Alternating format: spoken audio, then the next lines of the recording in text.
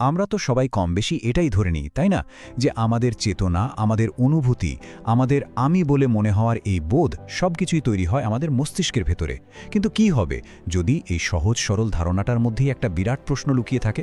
চলুন আজ সেই রহস্যটা একটু ঘেঁটে দেখা যাক।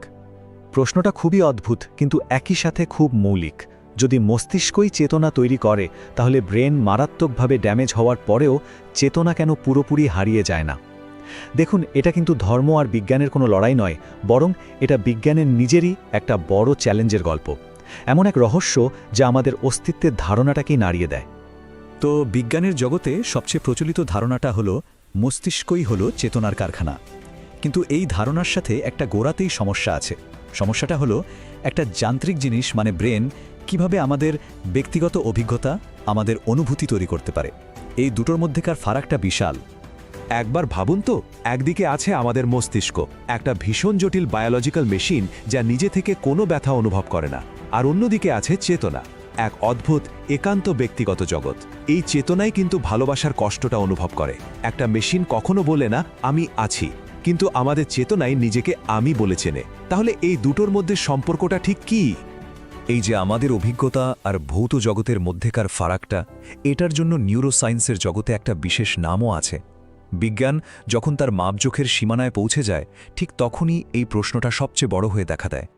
এটাকে বলা হয় the hard problem of consciousness, বা চেতনার সবচেয়ে কঠিন সমস্যা।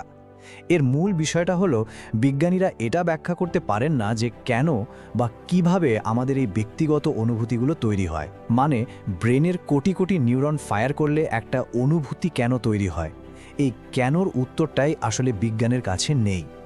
যেমন ধরুন, লাল রংটা দেখলে যে একটা অনুভূতি হয়, কিংবা ভালোবাসা বা হারানোর যে কষ্ট, অথবা এই যে নিজেকে আমি বলে মনে হওয়ার গভীর বোধ, এই জিনিসগুলো তো কোনো যন্ত্র দিয়ে মাপা সম্ভব না, তাই না? এগুলো সব আমাদের চেতনার ভেতরের ঘটনা, যা বিজ্ঞানের যন্ত্রপাতির নাগালের বাইরে। আচ্ছা, এবার এমন কিছু প্রমাণের দিকে তাকানো যাক যা এই প্রচলিত মডেল বা ধারণার সাথে ঠিক মেলে না। এমন কিছু ঘটনা যেখানে ব্রেনের কার্যকলাপ আর চেতনার গভীরতার মধ্যে কোনো মিলই খুঁজে পাওয়া যায় না। কিছু গবেষণায় দেখা গেছে, গভীর ধ্যান বা নিয়ার ডেথ এক্সপিরিয়েন্সের মতো অবস্থায় মস্তিষ্কের অ্যাক্টিভিটি প্রায় শূন্যের কাছাকাছি চলে আসে। কিন্তু মজার ব্যাপার হলো, যারা এই অভিজ্ঞতার মধ্যে দিয়ে গেছেন তারা বলেন যে তাদের চেতনা তখন আরও অনেক বেশি পরিষ্কার আর তীব্র ছিল। এখন মস্তিষ্ক যদি চেতনা তৈরি করে, তাহলে তো ব্রেইনের কাজ কমে গেলে চেতনারও কমে যাওয়ার কথা, তাই না? কিন্তু হচ্ছে তো ঠিক তার উল্টোটা।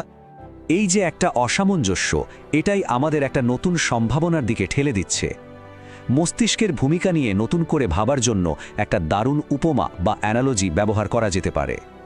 প্রশ্নটা হলো, মস্তিষ্ক কি একটা জেনারেটর যা একেবারে শূন্য থেকে চেতনা তৈরি করে, নাকি এটা আসলে একটা রিসিভার যা আগে থেকেই মহাবিশ্বে থাকা কোনো চেতনাকে শুধু গ্রহণ করে বা তাতে টিউন করে?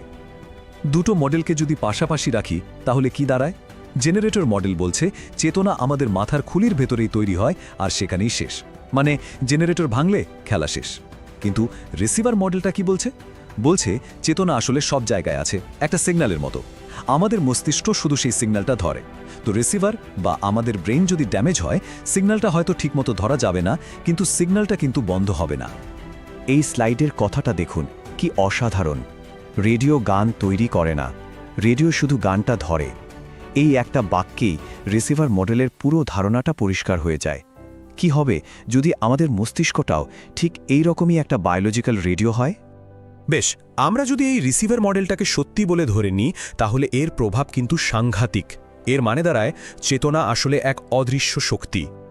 যদি চেতনা মস্তিষ্কের বাইরেও থাকতে পারে, তাহলে হতে পারে এটা গ্র্যাভিটি বা মহাকর্ষের মতোই একটা মৌলিক ফিল্ড।